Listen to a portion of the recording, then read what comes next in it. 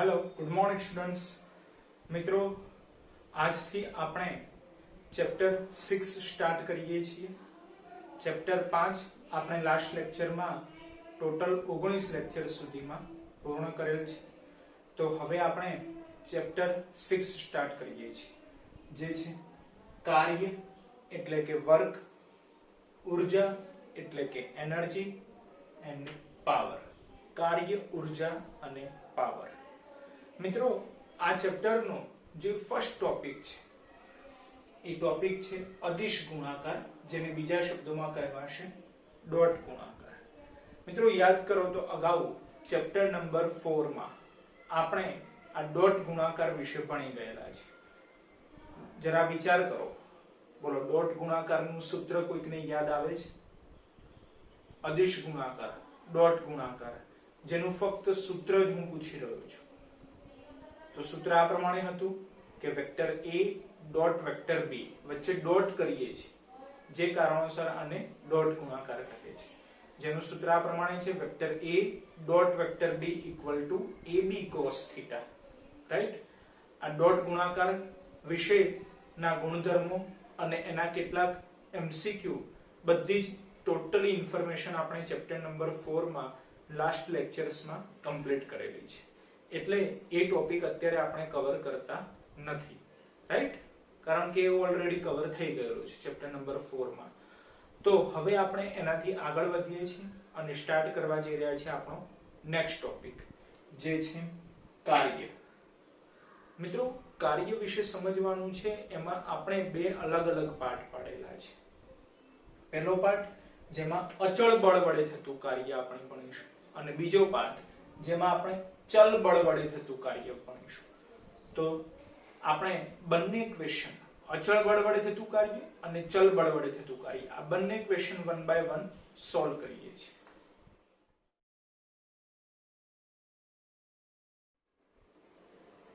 મિત્રો સૌપ્રથમ આપણે જોઈએ છીએ અચળ બળ વડે થતું કાર્ય, જેમાં ક્વેશ્ચન આ રીતે પૂછાઈ શકે, અચળ બળ વડે થતું કાર્ય સમજાવો। તો મિત્રો સૌપ્રથમ આપણે એ સમજવું પડે કે અચળ બળ કોને કહે છે। તો નામ ઉપરથી જ આપણને ખ્યાલ આવે કે બળ કેવું રહેવું જોઈએ, અચળ રહેવું જોઈએ, પરંતુ આપણને ખ્યાલ છે કે બળ કેવી રાશિ છે? સદિશ રાશિ છે। તો સદિશ રાશિ કોને કહી શકાય?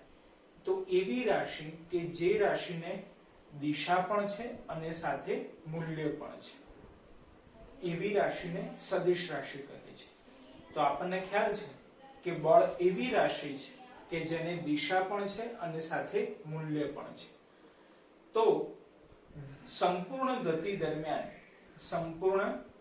દરમિયાન જો બળનું મૂલ્ય અને બળની દિશા ફિક્સ રહેતી હોય, અચળ રહેતી હોય, તો તેવા બળને અચળ બળ કહે છે, રાઈટ। જો આપણે વ્યાખ્યા લખેલી છે અચળ બળની, પદાર્થ પર લાગતા બળનું મૂલ્ય અને દિશા સંપૂર્ણ ગતિ દરમિયાન અચળ રહે તો તેવા બળને અચળ બળ કહે છે। બોલો યાદ રહેશે, નામ ઉપરથી જ વ્યાખ્યા છે અચળ બળ। બળ કેવું હોવું જોઈએ? અચળ હોવું જોઈએ, પરંતુ બળ કેવી રાશિ છે? સદિશ રાશિ। સદિશ રાશિમાં શું હોય? તો દિશા અને મૂલ્ય। ધેટ મીન્સ કે પદાર્થ ઉપર જો બળ લાગે છે તો સંપૂર્ણ ગતિ દરમિયાન એ બળનું મૂલ્ય અને બળની દિશા બંને કેવી રહેવી જોઈએ? અચળ રહેવી જોઈએ, તો તેવા બળને અચળ બળ કહે છે। ડન? ઓકે। હવે મિત્રો આપણે આજે કાર્ય વિશે સમજવાનું છે, કારણ કે ક્વેશ્ચનમાં લખેલું છે કે અચળ બળ વડે થતું કાર્ય। તો હવે અચળ બળ કોને કહેવાય એ તો આપણને ખ્યાલ આવી ગયો, તો હવે આપણે કાર્ય વિશે સમજવાનું છે, રાઈટ। કાર્ય શું છે? તો એના માટે મિત્રો આપણે બે અલગ અલગ પાર્ટ પાડેલા છે, એટલે બે અલગ અલગ કિસ્સા ધ્યાનમાં લીધેલા છે। જેમ કે આ પહેલો કિસ્સો છે, આકૃતિ A દ્વારા આપણે સમજીએ છીએ, અને આ બીજો કિસ્સો છે, આકૃતિ B દ્વારા સમજીએ છીએ, રાઈટ। જોઈએ છે વન બાય વન બંને કિસ્સાઓ, રાઈટ। પહેલા આપણે આ કિસ્સો ધ્યાનમાં લઈએ છીએ, જેમાં આપણે એક ઉદાહરણ આ રીતે લીધેલું છે કે આ કોઈ એક સમક્ષિતિજ સપાટી છે, આ સમક્ષિતિજ સપાટી ઉપર કોઈ એક બ્લોક મૂકેલો છે, આ કોઈ એક બ્લોક છે। હવે આ બ્લોકને આપણે સહેજ ખસેડવું છે, એટલે કે બ્લોકને ગતિમાં લાવવું છે તો શું કરવું પડે? સિમ્પલ છે, આપણે ચેપ્ટર નંબર 5 માં ભણી ગયા કે પદાર્થને જે દિશામાં ગતિ કરાવવી હોય તે દિશામાં કંઈક બળ એપ્લાય કરવું પડે, રાઈટ? તો આપણે આ બ્લોકને જમણી તરફ ગતિ કરાવવી છે તો સિમ્પલ છે, જમણી દિશામાં કંઈક બળ એપ્લાય કરવું પડશે, રાઈટ? તો બ્લોક ઉપર આપણે જમણી તરફ વેક્ટર F જેટલું બળ એપ્લાય કરીએ છીએ. તમે જોઈ શકો છો વેક્ટર F જેટલું બળ આપણે જમણી તરફ દર્શાવેલું છે. તો આ બળની અસર હેઠળ શું થશે કે બ્લોક બળની દિશામાં ગતિ કરવા લાગે છે. બ્લોક બળની દિશામાં ગતિ કરે છે અને ધારો કે d જેટલું સ્થાનાંતર કરીને આ નવું સ્થાન પ્રાપ્ત કરે છે, રાઈટ? જે d સ્થાનાંતર દર્શાવેલું છે ધ્યાન રાખજો કે જો તમે બ્લોકનો પહેલો છેડો લો તો આ બાજુ પણ બ્લોકનો પહેલો છેડો લેવો પડશે અને જો બ્લોકનો છેલ્લો છેડો એટલે બીજો છેડો ધ્યાનમાં લો તો બીજો છેડો ધ્યાનમાં લેવો પડે, રાઈટ? એટલે શરૂઆતમાં બ્લોક આ સ્થાને છે, એની ઉપર આપણે વેક્ટર F જેટલું બળ એપ્લાય કરીએ છીએ. જે દિશામાં બળ એપ્લાય કરીએ છીએ એ જ દિશામાં પદાર્થ સ્થાનાંતર પામે છે. કેટલું સ્થાનાંતર પામે છે? d જેટલું, અને પરિણામે બ્લોક આ નવું સ્થાન પ્રાપ્ત કરે છે. તો તમે જોઈ શકો છો કે સ્થાનાંતર અને બળની દિશા અત્યારે સેમ છે. જો ફરીથી બળ જમણી તરફ લાગી રહ્યું છે અને સ્થાનાંતર પણ જમણી તરફ થઈ રહ્યું છે. એટલે અત્યારે આ કિસ્સામાં એવું કહી શકાય કે બળ અને સ્થાનાંતરની દિશા કેવી છે? એક સમાન છે, રાઈટ? તો એના આધારે આપણે કાર્યનું સૂત્ર નક્કી કરવાનું છે. તો કાર્ય, જેને ઇંગ્લિશમાં કહે છે વર્ક, એટલે કાર્યનું સિમ્બોલ આપણે લઈશું W, રાઈટ? તો આપણે કાર્યનું સૂત્ર યાદ રાખવાનું અને એના ઉપરથી વ્યાખ્યા યાદ રાખવાની કોશિશ કરવાની. મિત્રો આપણી ટેકનિક તમને ખ્યાલ છે, આમ તો થિયોરેટિકલ એવું કહે છે કે વ્યાખ્યા ઉપરથી જ સૂત્ર બનેલું છે, પણ આપણી થિયરી ઊંધી છે કે આપણે કેવી રીતે યાદ રાખવું એ મહત્વનું છે, રાઈટ? એટલે આપણે સૌપ્રથમ સૂત્ર ભણીશું અને સૂત્ર ઉપરથી વ્યાખ્યા કેવી રીતે યાદ રાખવી એ આપણી ટેકનિક છે, રાઈટ? તમને અગાઉ પણ આપણે ચર્ચા કરેલી છે કે દરેકે દરેક વ્યાખ્યાઓ યાદ રાખવાની બેસ્ટ ટેકનિક એ છે કે તમે સૂત્ર યાદ રાખી લો. કારણ કે આપણે અગાઉ કીધેલું છે કે સૂત્ર યાદ રાખશો તો તમને વ્યાખ્યા યાદ રહેશે, એકમ યાદ રહેશે, પારિમાણિક સૂત્ર યાદ રહેશે, રાઈટ? અને સૂત્ર યાદ રાખવાનો ફાયદો કે તમે દાખલા ઈઝીલી સોલ્વ કરી શકશો. એટલે એક જ સૂત્ર યાદ રાખો, 4 વસ્તુ ઓટોમેટિક આપણને આવડી જશે, રાઈટ? વ્યાખ્યા, પારિમાણિક સૂત્ર, એકમ અને ઈઝીલી દાખલા સોલ્વ થઈ શકે ફક્ત સૂત્ર યાદ રાખવા, રાઈટ? એટલે ઓછી મહેનતે આપણે વધારે માર્ક્સ કવર કરી શકીએ અને ઓછું યાદ રાખવું પડે પણ વધારે કવર થઈ શકે, રાઈટ? એટલે આ ટેકનિક અમલમાં રાખવી આપણે. તો સૌપ્રથમ આપણે કાર્યનું સૂત્ર ધ્યાનમાં લઈએ છીએ. કાર્ય W બરાબર બળ F ગુણ્યા સ્થાનાંતર d, બરાબર? W બરાબર F * d. આ સૂત્ર યાદ રાખવાનું. W એટલે કાર્ય, F એટલે બળ અને d એટલે સ્થાનાંતર, બરાબર છે? તો હવે આની ઉપરથી વ્યાખ્યા આપણે બનાવવી હોય તો શું કરવું પડે કે તમે જોઈ શકો છો બળ F ગુણ્યા સ્થાનાંતર d છે. તો સિમ્પલ, બળ અને સ્થાનાંતરનો ગુણાકાર. પરંતુ આપણે પહેલો કિસ્સો આ ધ્યાનમાં લીધો, એમાં અગાઉ આપણે ચર્ચા કરી કે અત્યારે આ કિસ્સામાં જે દિશામાં બળ લાગે છે એ જ દિશામાં બ્લોક સ્થાનાંતર કરે છે. ધેટ મીન્સ કે આપણે ક્યાંક આ સેન્ટેન્સ ઉમેરવું પડે કે જે દિશામાં બળ લાગે છે એ જ દિશામાં સ્થાનાંતર થાય છે, રાઈટ? તો એના આધારે આપણે વ્યાખ્યા પ્રમાણે સેટ કરી શકીએ કે બળ અને બળ લાગતું હોય તે દરમિયાન થતા સ્થાનાંતરના ગુણાકારને કાર્ય કહે છે, રાઈટ? આ બળ F અને એની જોડે કોનો ગુણાકાર છે? સ્થાનાંતર. પણ આ સ્થાનાંતર કેવું? તો કે જ્યાં સુધી બળ લાગે છે અથવા તો જે દિશામાં બળ લાગે છે એ દિશામાં સ્થાનાંતર આપણે ધ્યાનમાં લેવું પડે, રાઈટ? એટલે બળ અને બળ લાગતું હોય તે દરમિયાન થતા સ્થાનાંતરના ગુણાકારને કાર્ય કહે છે. જેટલા સમય દરમિયાન બળ લાગતું હોય એ સમય દરમિયાન પદાર્થ કેટલું સ્થાનાંતર કરે છે, એટલે કે એ લગાડેલા બળની અસર હેઠળ પદાર્થ કેટલું સ્થાનાંતર કરે છે એ સ્થાનાંતરનો ગુણાકાર કોની જોડે કરવાનો? બળ જોડે. પરિણામે આપણને શું મળશે? કાર્ય મળશે. રાઈટ? કાર્ય W બરાબર બળ F ગુણ્યા સ્થાનાંતર D. તો એના આધારે આપણે વ્યાખ્યા રીતે યાદ રાખવાની કે બળ અને બળ લાગતું હોય તે દરમિયાન થતા પદાર્થના સ્થાનાંતરના ગુણાકારને કાર્ય કહે છે. બોલો ઈઝી? આગળ વધીએ. ચલો કાર્યની વ્યાખ્યા મળી ગઈ. પણ આ પહેલો કિસ્સો થયો. આ પહેલા કિસ્સામાં આપણે શું ચર્ચા કરી કે જે દિશામાં બળ હતું એ જ દિશામાં સ્થાનાંતર છે. પણ હવે કેટલીક વખત એવું પણ બની શકે મિત્રો કે જે દિશામાં બળ લાગે છે એનાથી કંઈક અલગ દિશામાં સ્થાનાંતર થાય. રાઈટ? કેવી રીતે? તો જોઈએ આપણે ઉદાહરણ દ્વારા. જુઓ, આ કોઈ એક સમક્ષિતિજ સપાટી આપણે ધ્યાનમાં લીધેલી છે. આ સમક્ષિતિજ સપાટી ઉપર એક બ્લોક મૂકેલો છે. હવે આપણે એવું કરીએ છીએ કે બ્લોકને કોઈક દોરી વડે બાંધી દઈએ છીએ. રાઈટ?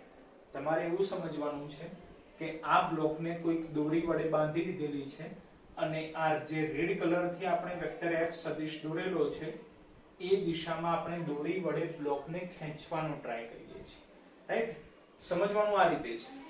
થોડું ઇમેજિનેશન કરવું પડશે તો આકૃતિ તમને વધારે ડિટેલમાં ખ્યાલ આવશે કે આ સમક્ષિતિજ સપાટી છે એની ઉપર આ કોઈ એક પદાર્થ મૂકેલો છે. હવે આને આપણે ગતિ કરાવવી છે તો શું કરવું પડે? આપણે આ દિશામાં એને ખેંચીએ છીએ અથવા તો આ બાજુથી એને ફોર્સ એપ્લાય કરીશું. રાઈટ? આ રીતે ફોર્સ એપ્લાય કરીશું તો એ પદાર્થ ગતિમાં આવશે અથવા તો આ રીતે એને ખેંચવો પડશે. રાઈટ? પણ આપણે જે દિશામાં બળ એપ્લાય કરીએ છીએ એ જ દિશામાં સ્થાનાંતર થાય છે. આ બંને કિસ્સામાં બળ આ દિશામાં એપ્લાય કર્યું તો સ્થાનાંતર પણ એ દિશામાં થયું. જો બળ આ દિશામાં એપ્લાય કર્યું તો સ્થાનાંતર પણ એ દિશામાં થયું. પણ આપણે બળ અને સ્થાનાંતરની દિશા કંઈક અલગ અલગ કરવી છે તો એના માટે આપણે શું કરીએ કે આ પદાર્થને દોરી વડે બાંધી દઈએ છીએ અને દોરીને આપણે આ રીતે ખેંચીએ છીએ. તો બળ કઈ દિશામાં લગાડ્યું? આ રીતે સેજ ત્રાસી દિશામાં. પણ પદાર્થનું સ્થાનાંતર આમ જ થશે, સમક્ષિતિજ દિશામાં. ધેટ મીન્સ કહી શકાય કે બળ લાગવામાં આવ્યું અલગ દિશામાં અને સ્થાનાંતર થયું અલગ દિશામાં. રાઈટ? ખ્યાલ આવે છે? જો આ બ્લોકને આપણે આ રીતે દોરી વડે ખેંચીએ તો બળ લગાડવામાં આવ્યું છે આ રેડ કલરની દિશામાં વેક્ટર F સદિશ જે આપણે દર્શાવેલો છે, પરંતુ બ્લોકનું સ્થાનાંતર થાય છે આ દિશામાં D જેટલું. તો ખ્યાલ આવે કે બળ અને સ્થાનાંતર અલગ અલગ દિશામાં છે. રાઈટ? જે દિશામાં બળ લગાડેલું છે એનાથી કંઈક અલગ દિશામાં સ્થાનાંતર થાય છે. તો એવા કિસ્સામાં કાર્ય આપણે કેવી રીતે મેળવી શકીએ? આ જે સૂત્ર મેળવ્યું એ સૂત્ર ક્યારે એપ્લાય થઈ શકે કે જ્યારે બળ અને લગાડેલું બળ જે છે એ બંને માટે આપણે બળની દિશા અને સ્થાનાંતરની દિશા બંનેની દિશા કેવી હોવી જોઈએ? એક સમાન હોવી જોઈએ. તો કાર્ય W બરાબર બળ ગુણ્યા સ્થાનાંતર સૂત્ર એપ્લાય કરી શકાય. રાઈટ? પરંતુ ક્વેશ્ચન એ થાય કે જ્યારે બળ અને સ્થાનાંતર બંનેની દિશા કંઈક અલગ અલગ હોય તો એવા સંજોગોમાં કાર્ય કેવી રીતે શોધી શકાય? એના માટેનો આ બીજો કિસ્સો આપણે ડિસ્કસ કરી રહ્યા છીએ. રાઈટ? તો આપણે વેક્ટર F જેટલું બળ આ રેડ કલરમાં દર્શાવેલું છે વેક્ટર F સદિશ એ દિશામાં F જેટલું બળ એપ્લાય કરીએ છીએ. પરિણામે બ્લોક D જેટલું સ્થાનાંતર કરીને આ નવું સ્થાન પ્રાપ્ત કરે છે. તમે જોઈ શકો છો જે દિશામાં બળ લગાડેલું છે એનાથી કંઈક અલગ દિશામાં સ્થાનાંતર થાય છે. રાઈટ? આપણે એવું ધારી લઈએ છીએ કે આ બળ અને સ્થાનાંતર વચ્ચેનો ખૂણો ધારો કે થીટા જેટલો છે. કેવી રીતે? તો તમે જોઈ શકો છો આ વેક્ટર F જેટલું બળ આપણે આ રીતે દર્શાવેલું છે જે ધારો કે સમક્ષિતિજ અક્ષ સાથે થીટા ખૂણો બનાવે છે. રાઈટ? આ સમક્ષિતિજ અક્ષ છે એની સાથે આ વેક્ટર F થીટા ખૂણો બનાવે છે એવું આપણે ધ્યાનમાં લઈએ છીએ. બરાબર? હવે આપણને ખ્યાલ છે આ સમક્ષિતિજ એટલે કે x અક્ષ છે, આ શિરોલંબ એટલે કે y અક્ષ છે, આ x અક્ષ, આ y અક્ષ. રાઈટ? બોલો બળ કેવી રાશિ છે? સદિશ રાશિ છે. જો સદિશ xy ડિરેક્શનમાં ન હોય તો તેના ઘટકો પાડવા પડે જે આપણે ચેપ્ટર 5 માં ભણી ગયા. રાઈટ? તો આપણે જોઈ શકીએ છીએ કે આ વેક્ટર F સદિશ x દિશામાં પણ નથી, y દિશામાં પણ નથી, અલગ જ દિશામાં છે. તો આપણે આ બળ સદિશ વેક્ટર F ના ઘટકો પાડવા પડશે. રાઈટ? ઘટકો પાડવા માટે કઈ મેથડ વાપરવાની? તો ચેપ્ટર નંબર 4 માં સદિશોના સરવાળા માટેની ત્રિકોણની રીત આપણે ભણી ગયા. એ ત્રિકોણની રીતનો આપણે એપ્લાય કરવો પડશે. જે આપણને ખ્યાલ છે, પહેલા સદિશના શીર્ષ ઉપર બીજા સદિશનું પૂછ ગોઠવવું જોઈએ. પહેલા સદિશના પૂછ અને બીજા સદિશના શીર્ષ ને જોડવાથી પરિણામી સદિશ જે અત્યારે વેક્ટર f છે એ મળશે. રાઈટ? એટલે વેક્ટર f ના બે પરસ્પર લંબ સદિશો આપણે દોરવા પડશે જે x y ડિરેક્શનમાં હોવા જોઈએ. રાઈટ? તો એના માટે આપણે બ્લેક કલર થી બે ઘટકો દોરેલા છે. એક ઘટક તમે જોઈ શકો છો x અક્ષની દિશામાં છે અને બીજો ઘટક તમે જોઈ શકો છો y અક્ષની દિશામાં છે. અને આ આખું ટ્રાયેંગલ જુઓ તો સદિશોના સરવાળા માટેની ત્રિકોણની રીતનું પાલન થાય છે. પહેલા સદિશના શીર્ષ ઉપર બીજા સદિશનું પૂછ ગોઠવાયેલું છે. પહેલાનું પૂછ અને બીજાના શીર્ષને જોડવાથી પરિણામી સદિશ મળે છે. રાઈટ? ઓકે, બોલો વેક્ટર f નો થીટાની પાસેનો ઘટક f cos થીટા કહેવાશે. એટલે જે ઘટક x અક્ષની દિશામાંનો છે એ ઘટક કયો છે? તો f cos થીટા. બોલો વેક્ટર f નો થીટાની સામેનો ઘટક f sin થીટા. એટલે જે ઘટક y અક્ષની દિશામાંનો છે એ ઘટક કયો છે? તો f sin theta. Done? Okay. તો હવે મિત્રો આ ઘટકો પાડી દીધા, એનાથી આપણે કેવી રીતે કાર્ય શોધી શકીએ? તો સિમ્પલ છે. કાર્યનું સૂત્ર એ જ એપ્લાય કરવાનું છે. કાર્ય W બરાબર બળ F ગુણ્યા સ્થાનાંતર D. પરંતુ આપણને ખ્યાલ છે કે બળ F એ xy ડિરેક્શનમાં નથી, એટલે આપણે એના બે ઘટકો પાડ્યા. તો હવે આ બે ઘટકોમાંથી કયો ઘટક આપણે ગણતરીમાં લેવાનો? તો સિમ્પલ છે, એવો ઘટક પસંદ કરવાનો કે જે સ્થાનાંતરની દિશામાં હોય. બોલો સ્થાનાંતરની દિશા કઈ છે? તો સ્થાનાંતર x અક્ષની દિશામાં થાય છે. તો simple f cos theta f sin theta. બોલો બંનેમાંથી x અક્ષની દિશામાંનો ઘટક કયો છે? x અક્ષની દિશામાંનો ઘટક તો simple f cos theta. That means કે f cos થીટા ઘટક આપણે બળ માટે ગણતરીમાં લેવો પડશે. એટલે યાદ રાખવાનું કે જ્યારે બળ અને સ્થાનાંતર બંનેની દિશા જુદી જુદી હોય તો તેવા સંજોગોમાં બળના ઘટકો પાડવા અને બળના ઘટકોમાંથી એવો ઘટક ગણતરીમાં લેવો કે જે સ્થાનાંતરની દિશામાંનો હોય. તો અત્યારે આ કિસ્સા માટે સ્થાનાંતરની દિશામાંનો બળનો ઘટક છે f cos થીટા, જે આપણે ગણતરીમાં લઈશું. તો સૂત્ર આ રીતે થશે, કાર્ય W બરાબર બળ, પરંતુ બળ નહીં લેવાનું, બળના બે ઘટકો, એમાંથી કયો ઘટક? સ્થાનાંતરની દિશામાંનો ઘટક, જે કયો છે? તો f cos થીટા. એટલે f cos થીટા જોડે સ્થાનાંતર એટલે કે D. એટલે સૂત્ર આ જ છે, બળ ગુણ્યા સ્થાનાંતર. પરંતુ બળની જગ્યાએ ફક્ત બળની દિશામાંનો એવો ઘટક લેવાનો કે જે સ્થાનાંતરની દિશામાંનો હોય. એટલે f cos થીટા જોડે સ્થાનાંતર D. આ આખું ગુણાકારનું પદ છે, એટલે પદ ઉલટાવી કહી શકાય. એટલે આપણે fd cos થીટા લખી કાઢીએ છીએ, fd cos થીટા. મિત્રો હમણાં જ આપણે ડિસ્કસ કર્યું ડોટ ગુણાકાર. બોલો ડોટ ગુણાકારનું સૂત્ર vector a dot vector b equal to ab cos theta. તો હવે આ સૂત્રને ઉલટું વાંચવાનું છે. બોલો ab cos theta equal to vector a dot vector b. બોલો fd cos theta equal to vector f dot vector d. તો કાર્ય w નું સૂત્ર મળી ગયું vector f dot vector d. Right?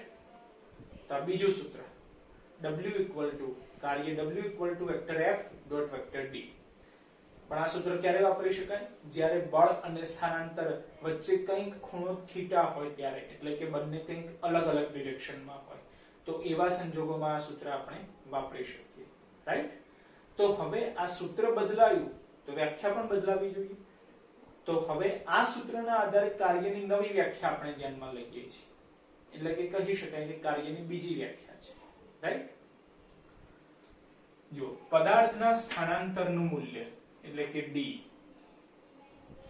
અને સ્થાનાંતરની દિશામાંના બળના ઘટકના મૂલ્યના ગુણાકારને, જો D એ શું છે? સ્થાનાંતર, એટલે પદાર્થના સ્થાનાંતરનું મૂલ્ય, અને f cos થીટા શું છે?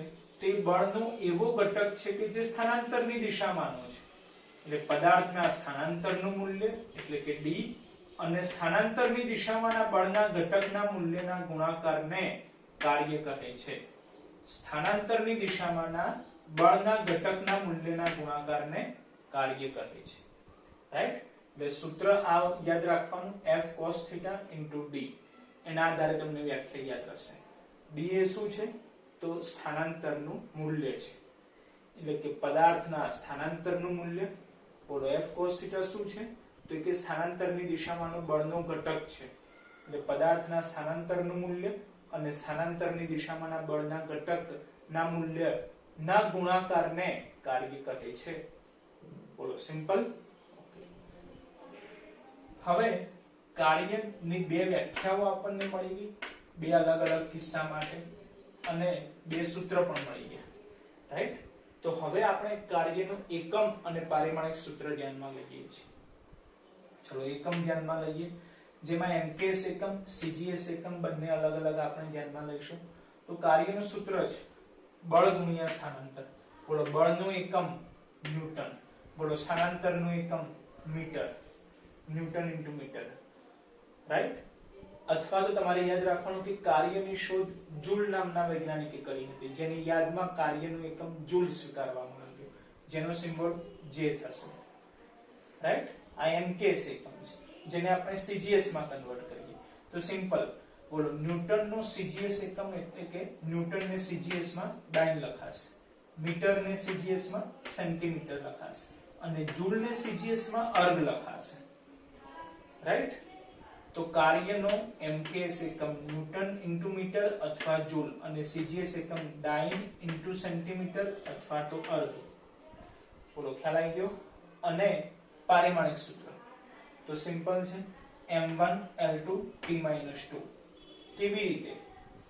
તો હવે શીખવાડવાની જરૂર ન પડવી જોઈએ. ચેપ્ટર નંબર 2 એકમ અને પારિમાણિક સૂત્રો માટે આપણે બેસ્ટ ચેપ્ટર છે, એકમ અને માપન પદ્ધતિ, રાઈટ?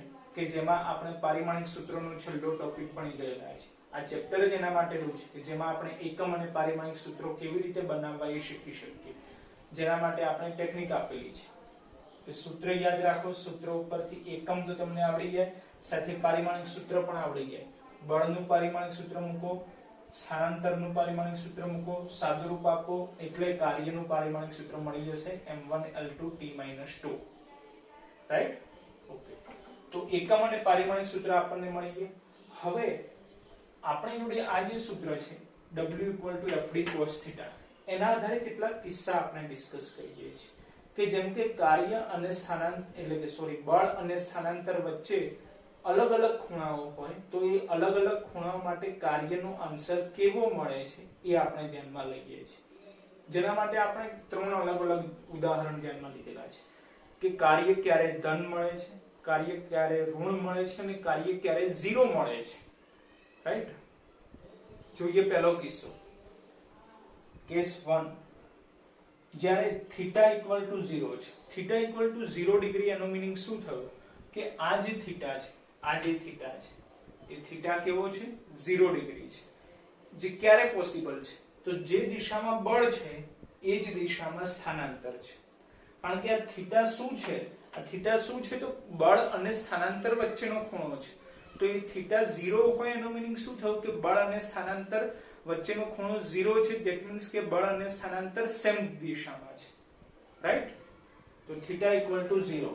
બોલો અહીંયા 0 મૂકી દઈએ. બોલો cos 0 ની વેલ્યુ 1, એટલે આન્સર આવી જાય FD. તો W = FD. તો આ થયું FD એટલે કે કાર્યનું મહત્તમ મૂલ્ય અને સાથે પોઝિટિવ મૂલ્ય. એટલે કાર્ય ક્યારે ધન મળે છે? આવો ક્વેશ્ચન થાય કે કાર્ય ક્યારે ધન મળે છે? તો યાદ રાખો કે જ્યારે બળ અને સ્થાનાંતર બંને વચ્ચેનો ખૂણો θ 0 ડિગ્રી હોય, એટલે કે બળ અને સ્થાનાંતર સેમ ડિરેક્શનમાં હોય, તો તેવા સંજોગોમાં મળતું કાર્ય મહત્તમ હોય છે, એટલે કે પોઝિટિવ હોય છે. ઓકે. બીજો કિસ્સો જોઈએ, જેમાં θ = 90 ડિગ્રી છે અથવા તો θ = 270 ડિગ્રી છે. 90 ડિગ્રી એટલે આપણને ખ્યાલ છે આ રીતે આવશે, અને 270 ડિગ્રી એટલે આ રીતે આવશે, રાઈટ? તો બળ અને સ્થાનાંતર બંને વચ્ચેનો ખૂણો કાં તો 90 ડિગ્રી હોય કાં તો 270 ડિગ્રી હોય. બંને કિસ્સા માટે કાર્ય કેવું મળે છે? એક સમાન મળે છે. કેટલું મળે છે એ આપણે ચેક કરીએ. ચલો થીટા કેટલા મૂકવાના છે? 90 ડિગ્રી. બોલો cos 90 ની વેલ્યુ 0. તો કાર્ય કેવું મળે છે? 0 મળે છે. ચલો થીટા 270 મૂકો.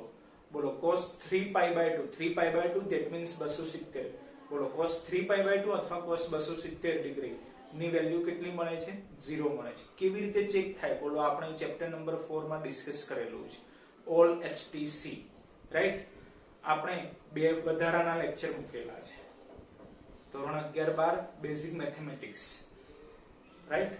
એ બે વધારાના જે લેક્ચર મૂકેલા છે એમાં આપણે આ ઓલ STC નો રૂલ આખો શીખવાડેલું છે, અને એમાં આપણે શીખવાડેલું છે કે cos 270, sin 270 આવી અલગ અલગ ડિગ્રી વાળી વેલ્યુઝ આપણે કેવી રીતે ફાઇન્ડ આઉટ કરી શકીએ છીએ, રાઈટ?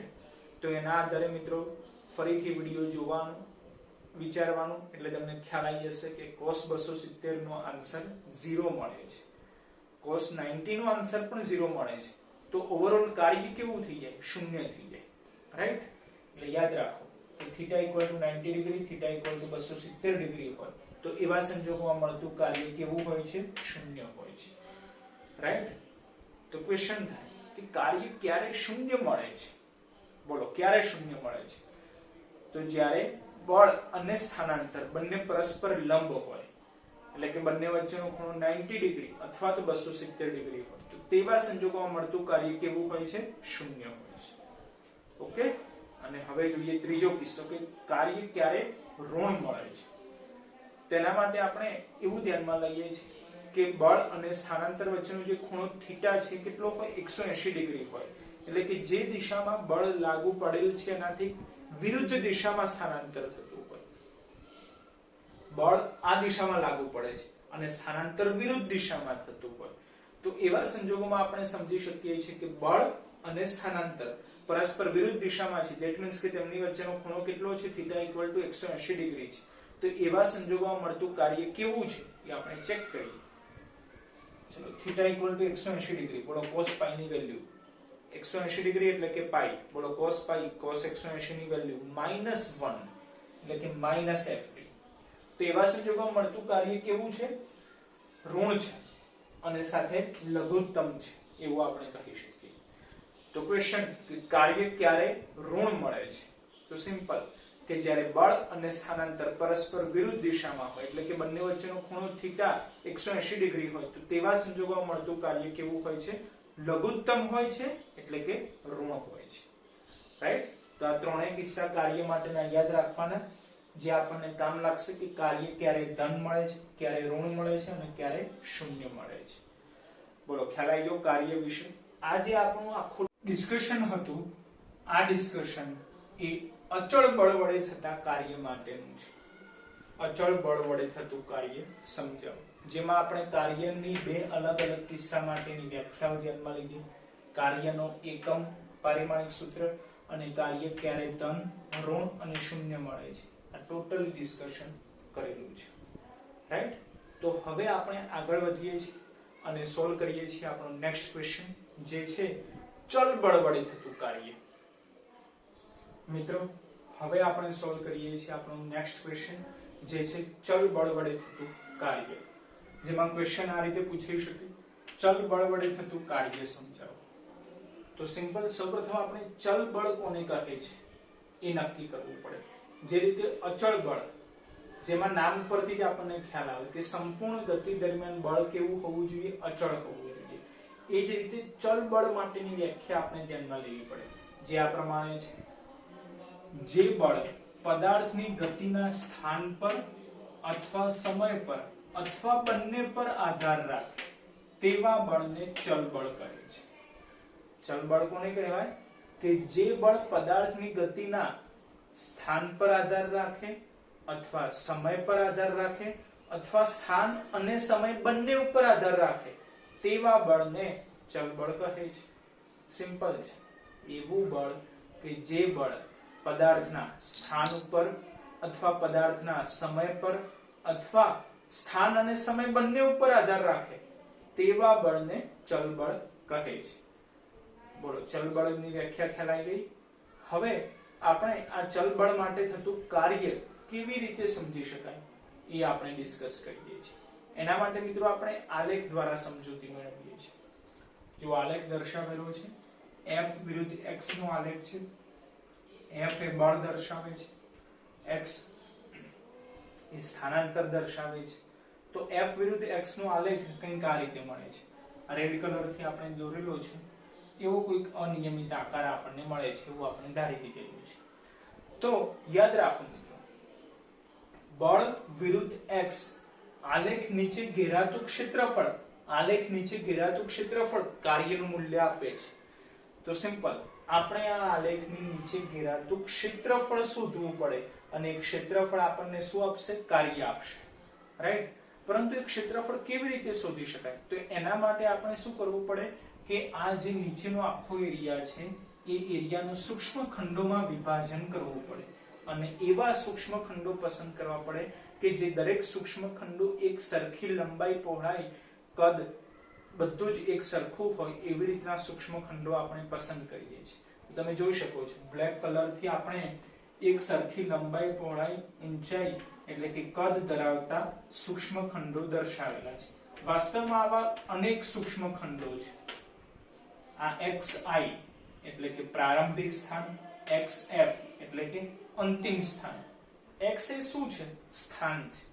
I એટલે કે ઇનિશિયલ, પ્રારંભિક, f એટલે કે ફાઇનલ, અંતિમ એટલે કે આ પ્રારંભિક છે, આ અંતિમ છે, રાઈટ? તો પ્રારંભિક સ્થાનથી અંતિમ સ્થાનની વચ્ચેનો આ જે એરિયા છે એ એરિયાનું આપણે સૂક્ષ્મ ખંડોમાં વિભાજન કરી દીધું. સૂક્ષ્મ ખંડોનું માપ એક સમાન રાખવાનું, રાઈટ? તેવા અનેક સૂક્ષ્મ ખંડો છે, પરંતુ આપણે અમુક સૂક્ષ્મ ખંડો દર્શાવેલા છે. તો આપણે શું કરવું પડે? એક સૂક્ષ્મ ખંડ વડે થતું કાર્ય શોધવાનું. એક સૂક્ષ્મ ખંડ વડે થતું કાર્ય શોધવાનું. હવે દરેકે દરેક સૂક્ષ્મ ખંડ માટે કાર્ય કેવું મળશે? એક સમાન મળશે. કેમ એક સમાન મળશે? કારણ કે દરેકે દરેક સૂક્ષ્મ ખંડની લંબાઈ, પહોળાઈ, ઊંચાઈ એટલે કે ટૂંકમાં કદ કેવું છે? એક સમાન છે. બોલો, દરેકે દરેક સૂક્ષ્મ ખંડ માટે કદ એક સમાન હોય તો કાર્ય પણ કેવું મળે? એક સમાન મળે, રાઈટ? એટલે કે દરેકે દરેક સૂક્ષ્મ ખંડ માટે જો કાર્ય એક સમાન હોય તો આપણે શું કરવું પડે? કોઈ એક સૂક્ષ્મ ખંડનું કાર્ય શોધવાનું અને પછી શું કરવું પડે? એનો સરવાળો કરવો પડે એટલે કે સિગ્મા લેવું પડે. પરંતુ આ જે વિતરણ છે કેવું છે? સતત રીતે છે. અને જ્યારે સતત વિતરણ હોય ત્યારે આ જે સરવાળો કરીએ છીએ છેવટે સંકલનમાં પરિણમે. આ મેથડ મિત્રો યાદ રાખવાની છે, જે તમારે ધોરણ 12 માં પણ ખૂબ જ ઉપયોગી સાબિત થશે, જે તમે ચેપ્ટર નંબર 7 માં પણ ભણી ગયેલા હશો. ચેપ્ટર નંબર 7 માં તમે દ્રઢ પદાર્થોનું વિતરણ ભણી ગયા. એ દ્રઢ પદાર્થોનું વિતરણ એ આ જ રીતે થાય છે કે સૂક્ષ્મ ખંડોમાં વિભાજન કરવું પડે અને પછી કોઈ એક સૂક્ષ્મ ખંડ માટે આપણે જે તે રાશિ શોધવાની હોય શોધવાની. દરેકે દરેક સૂક્ષ્મ ખંડ માટે આન્સર સેમ આવશે એટલે કે એનો સરવાળો કરવો પડે એટલે કે સિગ્મા કરવું પડે. પરંતુ વિતરણ સતત રીતે હોવાથી એ સરવાળો સંકલનમાં પરિણમે એટલે કે અંતમાં આપણે સંકલન લેવું પડશે, રાઈટ? તો આપણે કોઈ એક સૂક્ષ્મ ખંડ વડે થતું કાર્ય નક્કી કરી દીધી. સૂક્ષ્મ ખંડ વડે થતું કાર્ય. સૂક્ષ્મ ખંડ હોય તો એને દર્શાવવા માટે આપણે આગળ ડી સિમ્બોલ આપી દઈશું અથવા તો ડેલ્ટા સિમ્બોલ આપી દઈશું. બોલો, કાર્યનો સિમ્બોલ W. પરંતુ સૂક્ષ્મ ખંડ માટે છે એટલે આપણે આગળ ડેલ્ટા લખી દઈએ છીએ, રાઈટ? એટલે ડેલ્ટા W. કાર્ય સૂત્ર બળ ગુણ્યા સ્થાનાંતર. બળ F અને સ્થાનાંતર તો ડેલ્ટા x, રાઈટ? કારણ કે સૂક્ષ્મ ખંડ માટે આપણે લખવાનું છે એટલે કે સ્થાનાંતર x ની જગ્યાએ ડેલ્ટા x. પરંતુ આ એક સૂક્ષ્મ ખંડ વડે થતું કાર્ય મળ્યું. આ દરેકે દરેક સૂક્ષ્મ ખંડ વડે થતું કાર્ય કેટલું મળશે? આટલું જ મળશે, f ડેલ્ટા x. તો આપણે કુલ કાર્ય શોધવું હોય, આખું કુલ કાર્ય શોધવું હોય તો સિમ્પલ શું કરવું પડે? f delta x plus f delta x. પહેલા સૂક્ષ્મ ખંડ માટે f ડેલ્ટા x, બીજા સૂક્ષ્મ ખંડ માટે f ડેલ્ટા x, ત્રીજા માટે f ડેલ્ટા x, ચોથા માટે f ડેલ્ટા x. દરેકે દરેક f ડેલ્ટા x નો સરવાળો કરવો પડે એટલે કે સિગ્મા લેવું પડે. તો કુલ કાર્ય W sigma f delta x. પણ એ સિગ્મા f ડેલ્ટા x ક્યાંથી ક્યાં સુધી? તો પ્રારંભિક સ્થાનથી અંતિમ સ્થાન. બોલો, પ્રારંભિક સ્થાન xi, બોલો અંતિમ સ્થાન xf. એટલે આ પદ તમારે આ રીતે યાદ રાખવાનું. કુલ કાર્ય W sigma xi to xf f delta x. પરંતુ આપણે કીધું એ પ્રમાણે કે આ જે કાર્ય છે એટલે કે જે સરવાળો છે, સિગ્મા છે, એ છેવટે સંકલનમાં પરિણમે. કારણ કે આ વિતરણ કેવું છે? સતત છે. એટલે સિગ્માની જગ્યાએ, સરવાળાની જગ્યાએ સંકલનનો સિમ્બોલ એપ્લાય કરી દેવાનો. તો કાર્ય W integration f delta x ની જગ્યાએ dx. જ્યારે સંકલન એપ્લાય કરીએ ત્યારે ડેલ્ટાની જગ્યાએ ડી સિમ્બોલ લાવી દેવાનું. ધેટ મીન્સ કે લિમિટ એપ્લાય થઈ ગયેલી છે, જે ચર્ચા આપણે બધું ચેપ્ટર 3 માં કરી ચૂકેલા છે, રાઈટ? એટલે એ ચર્ચામાં અત્યારે ઉતરવાની જરૂરિયાત નથી. અત્યારે ફક્ત એટલું યાદ રાખવાનું છે નવું કે જ્યારે વિતરણ સતત હોય ત્યારે સરવાળો સંકલનમાં પરિણમે, એટલે કે સિગ્માની જગ્યાએ સંકલન સિમ્બોલ લાવી દેવાનું, ડેલ્ટાની જગ્યાએ ડી સિમ્બોલ આવી જાય, રાઈટ? તો કાર્ય w ઇન્ટિગ્રેશન f dx ક્યાંથી ક્યાં? તો xi to xf, એટલે કે xi to xf આ અંતિમ લિમિટ છે. xi એ પ્રારંભિક લિમિટ છે, સોરી, અને આ છે અંતિમ લિમિટ. xi to xf આ એરિયા છે, એટલે કાર્ય w ઇન્ટિગ્રેશન xi પ્રારંભિક લિમિટ થી અંતિમ limit xf f dx, right? અથવા તો તમારે આ રીતે પણ યાદ રાખવાનું, આ અપર લિમિટ છે, આ લોઅર લિમિટ છે, રાઈટ? એ વધારે ઈઝી પડશે. Upper limit, lower limit. તો કાર્યનું બીજું સૂત્ર મળી ગયું. કાર્ય w બરાબર ઇન્ટિગ્રેશન f dx. સૂત્ર એનું એ જ છે, જુઓ જરા ધ્યાનથી. બળ f ગુણ્યા સ્થાનાંતર dx, પરંતુ સંકલન કરીએ છીએ એટલે x ની જગ્યાએ dx લખવાનું. પણ એ સંકલનની કંઈક લિમિટ છે, પ્રારંભિક સ્થાનથી અંતિમ સ્થાન, એટલે xi to xf. પણ આ સંકલન વાળું સૂત્ર ક્યારે વાપરવાનું? જ્યારે ચલ બળ વડે થતું કાર્ય હોય. તો હવે સિમ્પલ આપણા મગજમાં ક્વેશ્ચન થાય કે કાર્યના બે સૂત્ર મળ્યા, કાર્ય w બરાબર vector f dot vector d, એટલે કે f d cos θ, અને બીજું સૂત્ર કાર્ય w બરાબર integration xi to xf f dx. બંને સૂત્રમાંથી ક્યારે કયું સૂત્ર એપ્લાય કરવાનું? તો સિમ્પલ છે કે જ્યારે કાર્ય શોધવાનું છે અને આપણને થીટાની વેલ્યુ આપી દીધેલી છે, થીટાની વેલ્યુ આપી દીધેલી છે, બોલો કયું સૂત્ર વાપરવું પડે? f d cos θ, right? થીટાની વેલ્યુ આપેલી નથી. વેક્ટર f અને વેક્ટર d વેક્ટર સ્વરૂપે આપેલા છે, એટલે કે ijk કોઓર્ડિનેટ સ્વરૂપે આપેલા છે, યામ પદ્ધતિમાં આપેલા છે. તો એવા સંજોગોમાં vector f dot vector d સૂત્ર વાપરવું પડે, રાઈટ? અને બાકી રહ્યું આ સૂત્ર, જે આપણે દાખલા સોલ્વ કરીશું એટલે તમને ખ્યાલ આવી જશે કે આ સૂત્ર ક્યારે એપ્લાય થાય છે, રાઈટ? ઠીક છે. તો મિત્રો આજના વિડિયો લેક્ચરમાં આપણું મેજર ડિસ્કશન હતું કાર્ય ઉપર. આશા રાખું છું કે કાર્ય વિશે તમને ટોટલી ખ્યાલ આવી ગયો હશે, જેમાં આપણે બે જ પ્રકાર ભણ્યા છીએ, અચળ બળ વડે થતું કાર્ય અને ચલ બળ વડે થતું કાર્ય, રાઈટ? બંનેમાં જે ડિફરન્સ છે એ પણ આપણે સમજી ચૂક્યા છીએ, અને બંને કિસ્સાના આધારે, એટલે કે અચળ બળ અને ચલ બળ, બંને કિસ્સાના આધારે આપણને જે કાર્યનું સૂત્ર મળ્યું એ પણ આપણે જોઈ ચૂક્યા છીએ. હવે આપણે નેક્સ્ટ લેક્ચર ધ્યાનમાં લઈશું કે જેમાં આપણે આ બંને સૂત્રોનો દાખલામાં કેવી રીતે ઉપયોગ કરીશું એ તમને બતાવવામાં આવશે, એટલે તમને વધારે ક્લિયર થાય કે ક્યારે કયું સૂત્ર કાર્ય માટે વાપરવાનું છે, રાઈટ?